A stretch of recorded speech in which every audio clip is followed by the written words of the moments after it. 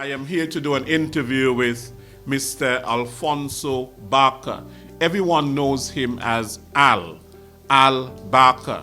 And today we are going to be talking about the decision of the St. Kitts Mutual Improvement Society to transfer ownership of its property on Market Street to the management of the St. Christopher National Trust.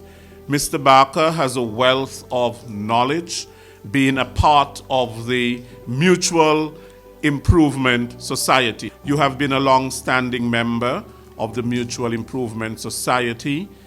In 1996 and in 1999, you were president of the St. Christopher Heritage Society, and you made your contribution there. I also understand that you're a lover of the folk performing arts, that you've been a clown dancer and a ballroom dancer, and that you're also very active in the preservation of cultural heritage, which is one of your loves, a philanthropist and humanitarian. You've served on the boards of the St. Christopher Children's Home, Project Strong, and the Advisory Council of 4-H, and that you're also an avid church goer, a Methodist and so on. So you see, I've done my research. I did some research on you, if that's okay. But today we are here to talk about the Mutual Improvement Society and its transfer to the St. Christopher National Trust. So, Mr. Barker, my first question, why has the society, the MIS, as it is abbreviated, why did it decide to transfer ownership of its property on Market Street to the St. Christopher National Trust? Yes, as you were aware, as I said before, that the organization was started in 1901. And just to give you a little idea of the time when it was founded, I will read you a small excerpt of the 63rd anniversary lecture delivered by one of our members. It reads thus: on the first day of April in the year 1901, when the underground fires of Montpellier in Martinique were gathering themselves together for what proved to be in the following year one of the greatest catastrophes of modern times, the eruption of Montpellier, which in a few hours blotted out the gay and beautiful city of Saint-Pierre and took a toll of lives estimated to be approximately 35,000. That's in the Caribbean. Shocked me too. On that day, that same day of April in the year 5000, in that 5000, on that day, the day of April, and in that year, the year 1901, 5 men feeling that there was in this community the need for an association for encouraging and stimulating literary pursuits in young men, and of affording them an opportunity for improving themselves by contact in study and research and debate, banding themselves together and organize the St. Kitts Mutual Improvement Society. This organization has had a very long history, and I will read to you just a bit of what went on in the association over the years. The society shall be called the St. Kitts Mutual Improvement Society. It shall consist of at least 10 members and shall continue as long as 10 members in good standing agree thereto. 7 members shall constitute a quorum. The object of this society is for the mutual instruction and edification of its members, and by lectures, essays, papers, and debates on popular subjects, reading, etc., endeavor to promote a healthy intellectual and cultural influence in the community. It was a literary society, and the objective was to encourage intellectual development. Yes, among young people, Yes. young men, started with young men. Oh yes, that's right. Right, and to encourage them to be involved in debate Yeah. and research and to see how education could bring about social change, because eventually that is the goal. A very interesting thing as far as membership was concerned, the proposition and ballot. The name, residence, and occupation of a candidate for membership shall be presented in writing by a member of the society and referred to a committee to be appointed by the president. The committee shall investigate the subject and report thereon at the next general meeting, when the society shall ballot on the proposition. If 3 of the votes be in the negative, the candidate is rejected. A vote of rejection may be reconsidered on the motion of any member at the same or next regular meeting, but at no other.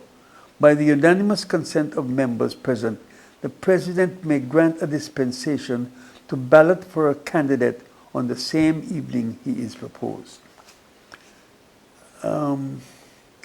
Further, when the hall itself, it was a 2-story building, and the bottom floor was used for, like parties and whatnot, and sometimes rented out. And after Recreational activity. yes, and for a number of years it was rented to the Okolo Tegramanti dance group, who practiced there for many, many years, And the upstairs, there was a big hall, and our main features in the hall were a big table that resembled a horseshoe. And around the horseshoe sat the members of the organization. And there was a raised platform where the president, who chaired these meetings, sat in a special chair and a desk. He chaired the meetings, and all of the meetings were conducted under Robert's Rules of Orders, which is the book that guides you into parliamentary procedure. And each member was asked to get a copy. We ordered copies. And the president, who sat and conducted each meeting, was very strict on procedure and decorum and that sort of stuff. And he always had his book ready. The question of new membership, once you have been balloted for and have been accepted, the person who proposes you brings you to the next meeting. Now, we had chairs on the perimeter of the hall where spectators and whatnot who were not members of the organization had to sit. The horseshoe table was reserved strictly for members of the association. And so when the new member who was to be inducted was brought to one of the meetings, he would have to sit on the side in one of the chairs. And under the syllabus, which is very long, when we came to the question of induction of new members, the warden, who was a special guy that looked after the property and whatnot, would bring him up to the president and introduce him and said, "Mr. President, this is Mr. So-and-so who was proposed," and whatnot. And the president welcomed him, and he accepted what the president had to say, but he had to, there was a document that he had to read from, and this is what he had to read. "I do hereby declare that I agree to be a true and faithful member of the Super Mutual Improvement Society, and I do pledge myself to do all that I can to support and further the object of this society, to observe and obey its existing constitution, rules, bylaws, and regulations, and that may hereafter be enacted. In witness thereof, I here to affix my name and signature," and the new member signs his name. The president then asked the warden to introduce him to all the members around the horseshoe table, and having introduced him to them, then as a member he can sit at the horseshoe table. Any more questions? So there was a level of seriousness in terms of the membership and who were members of the the MIS. Yes. And they had to be inducted, and they took their role seriously. They had to, yes. They had to. There's one thing I would like to add before you ask any more questions, is that we had elections every quarter in the year. We had 4 sets of elections, and people always ask why we have elections so often. But you have elections, and it helps the members to learn what a new position is. The president may be president for 2 quarters, then a new president comes in for the 3rd quarter.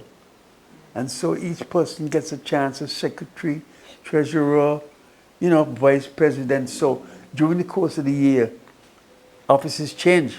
And then you have to learn, you pick up as you go along. And this is why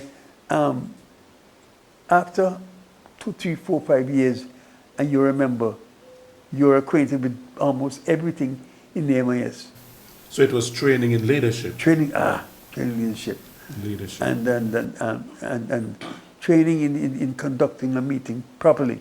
Our meetings lasted 2 hours, from 8 to 10. And if there were a question of you were debating or discussing a matter, or you have a guest speaker, and the question time is going beyond 10, somebody has to move a motion that the thing be extended for another half an hour. Has to be voted on, show of hands and whatnot. And then the president said, we shall continue until 10:30, as the case may be. Those are the strict things. Right. Now, you have spoken about the membership of the MIS. You've spoken about the objectives of the MIS. But I would ask you, what have been some of the tangible fruits that the MIS has borne throughout its years of activity? What have been some of its tangible fruits? Well, I can tell you this, that there was a famous member called Miss Myrtle Woods. I don't know if you know of her. Yes. She is a famous person. As a matter of fact, she was a stalwart member of the MIS, and she started a section of it called the Dorcas movement, in which the society was able to give out clothing for years to poor people, for years, and then that died out after that. We gave a cup, a cricket cup, a second-class cricket cup for the cricketers at Warner Park, and that went on for many, many years, and we have turned out many great scholars. I mean, we have had great people that have turned to be great scholars. We have had Mr. France was a member. I'm not sure if Southwell was a member, but we had great members. Dr. Kramer, yes, his son Jackie Kramer, Dr. William Herbert, Dr. Joseph Archibald, and we had, Dr. S.B. Jones. You may not know of Dr. Jones, but he was one of the great doctors in St. Kitts, black doctors. As a matter of fact, he found a local cure for a disease called bilharzia when there was no known cure for it. And he was able to do it, and he was given a special medal by King George V. He went to England for it, Dr. Jones. But he was a gynecologist and whatnot, and he was a famous member of the Mutual Improvement Society. And we had also, from the old records, there was a welcome home party for black soldiers from World War II, from St. Kitts. You had black ones and white ones. But we kept a party for the black soldiers that came back from World War I. It was a big thing all over, big write-up and whatnot. And we have had several people, and I can tell you this, that Dr. Kramer was a man that led a contingent of us to go around the island in an effort to raise something in the name of Dr. Jones. And we went around the island having special meetings with people. As a matter of fact, in little groups of us. I went to Keon, and we had meetings there. And the amount of poor people that would come and give 50 cents, once they heard Dr. Jones, 25 cents. And we were able to raise enough money around there to buy a special maternity crib, which was presented to the old JNF hospital I don't know what has happened to that. With Dr. Jones, that was from the MIS. Other things that we did too, we had several debates, and as a matter of fact, I have here, this was a movement, I don't know if we ever got through it. Whereas the St. Kitts Mutual Improvement Society was founded on the 1st of April 1901 with its motto, "Friends, let us seize the opportunity of the day." And whereas the said society has been in the vanguard for the improvement of the education, economic, social, and political well-being of the people of St. Kitts and Nevis, and whereas its diverse contributions have been exemplified and so acknowledged, and whereas the Federation of St. Kitts and Nevis is in the throes of a new dispensation to examine the formulation of a new constitution for the Federation of St. Kitts and Nevis, be it resolved, and it is hereby resolved, that we, the members here in Assembly at our weekly general meeting on this 27 June 1995, hereby consent to this resolution, thus empowering the President to appoint a committee to prepare a memorandum for presentation whenever such a committee is appointed on the new constitution. I don't know what happened to that, but this is how the MRS operated. And we, in those days when government were about to pass a new law, we always had a debate on it and gave our impressions back to the government. Yes, some of that is missing today, but the issues of the day with back in the time of the MIS, the social issues, the social ills of the society, and you were debating and so on in terms of how should those ills be addressed.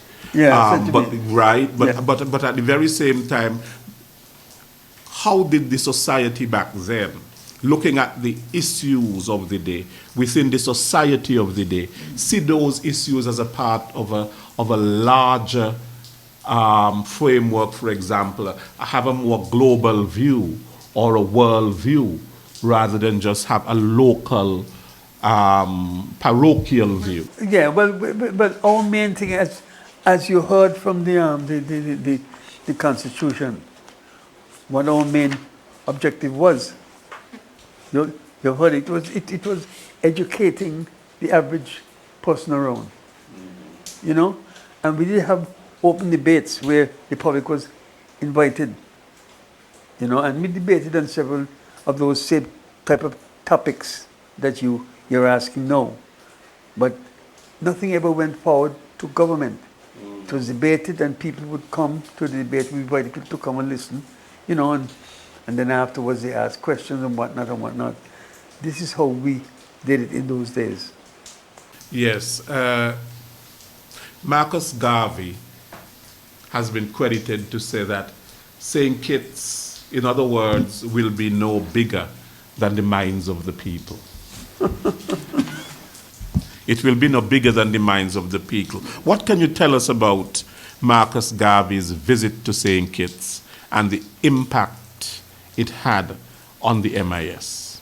Because Marcus Garvey came here. Oh, yes. I'll read you just a part of from the Reporter, which was a magazine published by the MIS. Every 6 months, we published articles in the Reporter.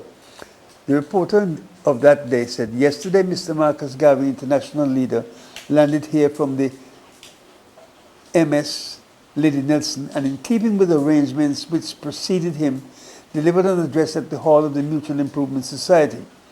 He was accompanied by his secretary, Miss White, both of whom were returning from a round trip as far south as British Guyana. A large crowd of people were present at the waterfront to get a glimpse of the world-renowned Mr. Garvey, and at the hall the accommodation was fully taxed." Note the language. Yes. Mr. W.H. Seaton, who was a stalwart of the MIS and one of the founding members of the Workers' League, that is a prominent man in the country, was chairman of the meeting, and on the platform were messengers. Rutland Clapham, well known in the musical circles of London. Rutland Clapham was a famous pianist. He was the great uncle of Dr. Keith Archibald. But he accompanied Paul Robeson. You may have heard of Paul Robeson, the great baritone, black American baritone. He accompanied him, and he accompanied him to France and London and whatnot. I don't know if he accompanied him in Russia, but Paul Robeson went and sang for Stalin in Russia. He was a communist in America, and this is what, this is why he's not as famous as he should be, Paul Robeson. But Clapham played for him. And W.J.E. Butler, all these people were on the platform. And W.J.E. Butler was the father of Mr. Nasibu Butler. And W.E. John, who was a druggist, he was the father-in-law of Austin Eddy. Austin Eddy's wife. This V.E. John was the father. Mr. Garvey was heartily applauded when he rose to speak. And the following is the text of his address. I'll just read a short part of it. Mr. Chairman, citizens of St. Kitts, it is with an abundance of pleasure that I am with you this morning to meet you and talk to you. The chairman struck the keynote when he said the purpose of my visit was to help. That is not only the purpose of my visit, but the purpose of my life, to help my fellow man. I am undoubtedly glad to see the maker of the audience, and at a glance, I can see it represents all classes of the community. But there's a special class that I'm specifically interested in, and that is the more unfortunate class. I feel I have a message for them, a message of hope and self-confidence. When men are doing well, it is logical to conclude that they have mastered the philosophy of life. When they're not doing well, it is usually because they're ignorant of the philosophy of life, but we have to sympathize with those who are not succeeding. And he went on to speak to, his message was really to the poorer people, who might not have been at the MIS, I don't know, but he puts his message across. And one of the things he spoke about that really hit me a lot was that poor black people, they spend money and more time on food than on their brains. This is a thing that Marcus Garvey said, and to me, there's some truth in that. Yes, we spend, we can still see some of it today. Okay, yeah, definitely. People spend a lot of money on the clothes and shoes and all of that sort of a thing. Money that can be put into education. But this is what he said. This is what Marcus Garvey said. And he spoke of educating yourself. He says there's nothing like that. Once you're educated, you can move upwards. Yes, your social mobility. This is what Marcus Garvey said in 1935, I think, yes, 1935. And not only that, he spoke of owning your own home, even though it may be small. He said when you own your own property, you have more say in what goes on in your country. Yes. Marcus Garvey. He also mentioned something about the waterfront.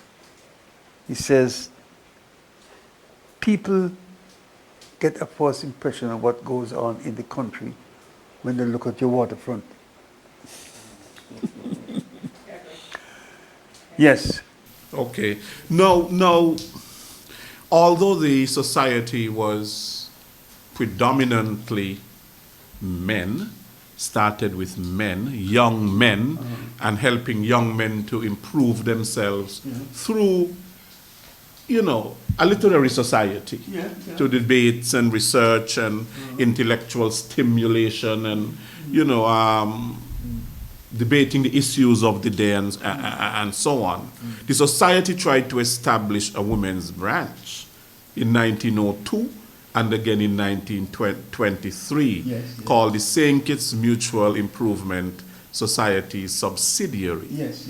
How successful was this? But those are the people that did this Dorcas fund, and they took part in the debates and other things. You don't hear much about it. But later on, during my time, from the 50s, we had women, intellectual women, who became president of the society more than once. You had Mrs. Sylvia Fleming, I don't know if you remember her, she was a school teacher, Mrs. Claudina Lloyd, and you had a few others, you know, and they played a prominent role in for instance, we had a committee that is set up to prepare literary work, because every night we always had literary work, which was towards the end of the meeting, which started maybe about 9 o'clock or so, you know.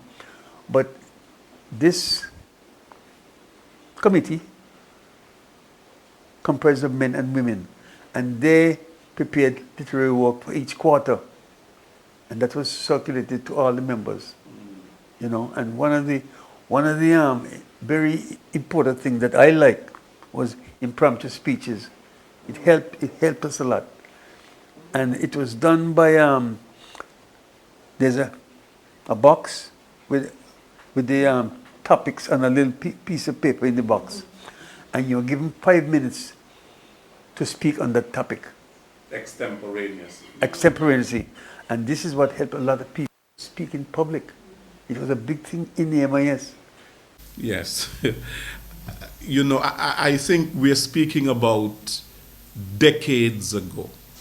But, Mr. Barker, we're seeing some deficiencies today in public speaking. We're seeing some deficiencies in people being able to be quick thinkers on their feet. So when they're asked the question, they're stunned. We see it sometimes in Queen shows and other things where people are asked to think on the spot, and they have difficulty in doing so. Now, fast track, because we are talking about, just speak about 1901, that's a very long time ago, and come all the way up. I know it came all the way up, I know that. It came all the way up. But let us look at how do you think the society, the MIS society, having a society like that today, can benefit the society today? Well, I can tell you this, that when the membership became old, you know, older people, this was in the 90s, late 90s, the president, who I can't remember who was at the time, I think it's Mrs. Lloyd, selected a committee to go around to the younger generation in the schools, asking them if they would be interested in joining and whatnot. And nearly all of them said that the organization sounded too old-fashioned for them. We told them all that we did and whatnot, but, you know, old-fashioned. So, I mean, you know, I can call certain names now who were prominent in society who turned us down. They had just left school, you know, so we wanted. And so I think an organization like this is So sometimes old-fashioned for them simply means that they need more use of technology. So, for example, instead of taking up something on a piece of paper and reading it, they probably want to read it on their phones or read it on a tablet. But it's not helping them. Impromptu speaking. I mean, you know, that impromptu speaking was a great thing. I mean, there's a lady now who went to Canada. She's a grandmother now, and she was a member. And when she became a member, and one of the nights when we had impromptu speeches, and she picked out a paper, and she did waiting. She smiling and whatnot and whatnot. And when her time was up, her topic was sugarcane, you know. And then when the president said, "Well, so and so, what you do with sugarcane? There's sugarcane juice. Sugarcane makes sugar and whatnot." And she started to laugh. She said, "Yeah, but I didn't think. I couldn't think." You know, she couldn't think. I mean, exactly. And conducting meetings nowadays is hopeless, because there's no training to conduct meetings properly. Yes. You know? So there's a lot that the MIS taught the society of that day that helped the people in that society. Yes. And you don't think that, you think that some of that is needed today, and some of that some of that have not been passed on. Well, no. Well, I don't know. It's another thing too. The education system. The education system nowadays. You know, I listen to. There's a new radio station in Nevis, and I listened the other night to two guys. There's a guy, he's in the Belgium, but he grew up in Canada, and he's a dramatist and whatnot, and he plays and whatnot. And a few things he said that he believes that the schools, the question of art is not music alone. And he thinks that, for instance, the schools should have poetry competitions. In other words, you know, you compete with poems, make you think and whatnot. He also said something about plays. He said the question of school plays is still very important. He said he wouldn't hit Shakespeare because he loved Shakespeare, but Yes. he said that even West Indian plays, he said it is sadly lacking nowadays. He said all that is art. He also spoke of young people who are building homes these days. They should buy art, local art, and put in the place. Yes. You know? The preservation of the culture. And I know that you're a passionate man when it comes to cultural heritage. Oh, definitely. And if we don't preserve it, it will be erased. But I don't know how hard it is to be preserved. For instance, I mean, the MIS building was one of the buildings that was owned by an association. And in those days, you had poor black people and middle class black people in associations that own buildings.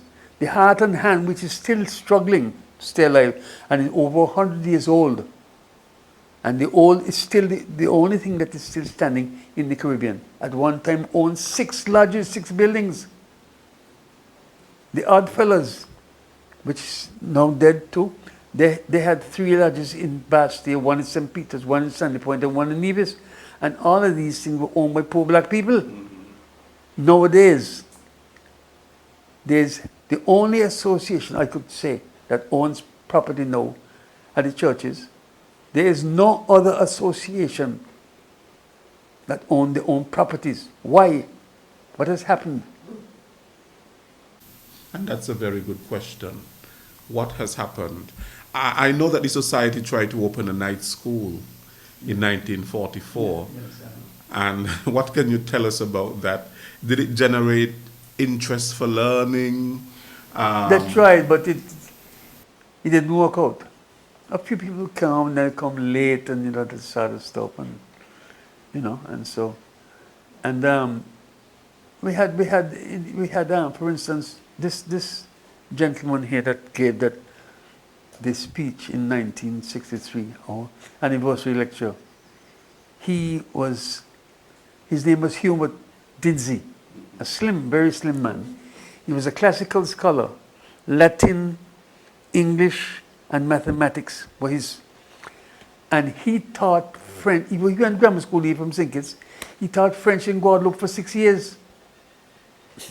Wow, interesting. I'm telling you. Interesting. And he would come into our office back on Kelly, how are you, Mr. Dinsey? He said, well, I'm in a state of physical salubrity and exuberance of spirit. How are you? He had the That's an MIS man. Yes, MIS. Yes, man. He had the vocabulary, the literary skills, and so on. Mr. Barker, we are going to wrap up this interview. But before we wrap up, I want to ask you, what were some of the notable memories from the celebration of your Golden Jubilee year in 1951, if you can recall? Golden Jubilee. Well, we had functions. I really can't remember, but we had functions, and we had 1951. It started in 1901. Yeah. So 50 years later. Yes, yeah. But we had the big thing was 63. I remember 63. Okay. 50 was, we had a few items, but I can't remember very well.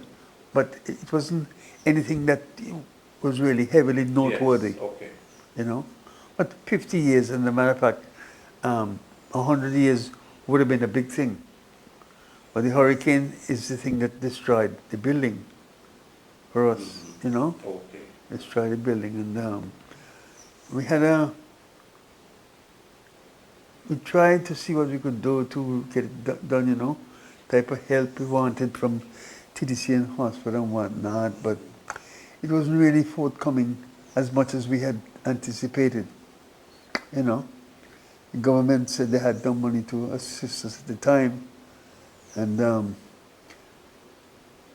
Okola Tegamanti, they were the ones that wrote just the remnants of us that are still around, Yes. asking us to, if they could get the building. But, having discussed it between 4 or 5 of us, we thought it would be better to put it with the National Trust and let the National Trust work with them, to resurrect it. Because, what they figured was that you put it to Okola Tegramanti, the people that have the drive down and whatnot, today, tomorrow, they're gone. What happens to it? Yes. So again, you're talking about preserving this yes. historical Yes, building, yes, the building that, housed so many members for the MIS, Yes. and that created such great minds in our society, and people that went on to contribute in our society in terms of addressing social ills and bringing about social change. We had great lecturers too, Lecturers. from overseas, man. Well, Charles Wilkins, he lectures us. Quite a few people, like Limo lectures us on different things, and Dr. Sebastian lectured once. And, he had a lot of, we'd have lecturers maybe once a quarter, and you come in and then you ask questions and whatnot. That is how we operated. And that is what formed you, part of your formation into the person that you are today. Well, I don't know about the person, but but it helped. It helped me to think. It helped me to speak. It helped me how to conduct a meeting, and that sort of stuff. Anyhow, there's still room for this type of thing, but maybe, it could be adjusted to suit modern times. Yes. Mr. Barker, we want to thank you for. I know there's a lot more that you can share, but there's only so much that we can put in an interview. Well, this is true. This is true. Yes, I appreciate it. Appreciate you coming and, and what I was able to offer on the MIS. Because I didn't know anything about it. I didn't know anything about the MIS. In fact, I actually went down to the building. The remnants, yeah. The remnants of what is there, to have a look. Yeah. So I can know that this was the MIS building before I actually came to this I see. interview. Uh-huh. And I asked some people some things on the street. So this has been a learning experience for me too, because then I asked for some literature. I got the literature and I went and I read. Mm-hmm. And so in having this interview with you, it was a learning experience, and in reading the literature, it was a learning experience that there was something called the St. Kitts Mutual Improvement Society. Yes. So thank you very much. You're very welcome.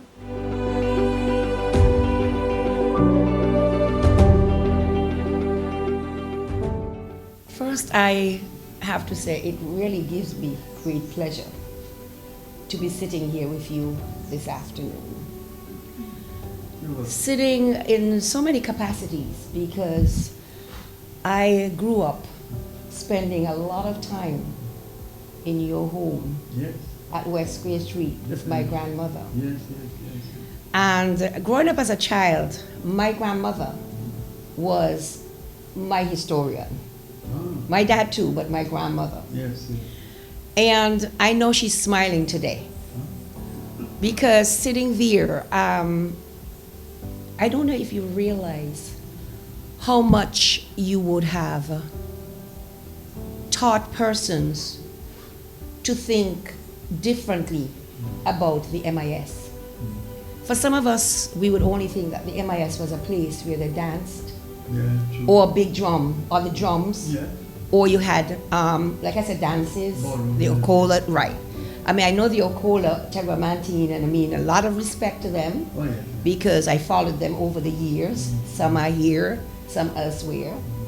But I hope that we will be able to get this message to some of the CEOs for many of the boards, because boards is a buzzword in St. Kitts and Nevis today.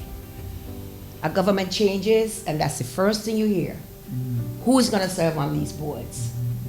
But I wonder if some of us realize the seriousness of serving on boards. And they only know to chair at the proper meeting. Mr. Barker, I have to say this to you.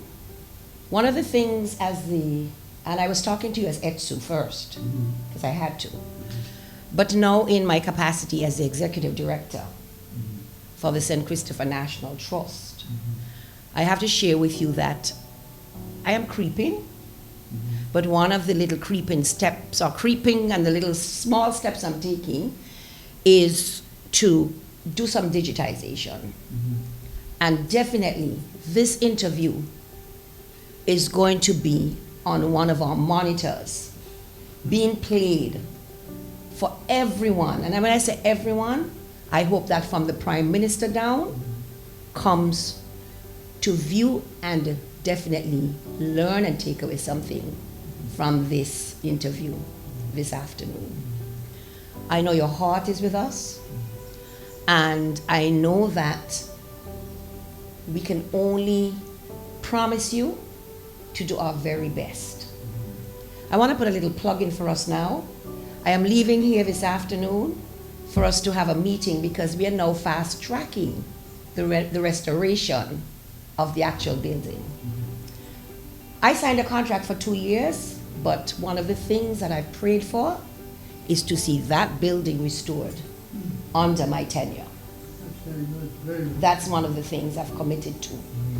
And amongst other things, we know that we try our best to do what we have to do to take care, to preserve and protect, because the Act gives us that authority to preserve and protect. I want to thank you on behalf of the St. Christopher National Trust for, I know you were the voice in this. I know you were the one. I know there was a discussion, but I'm pretty sure I could bet you had the strongest voice. Give it to the trust.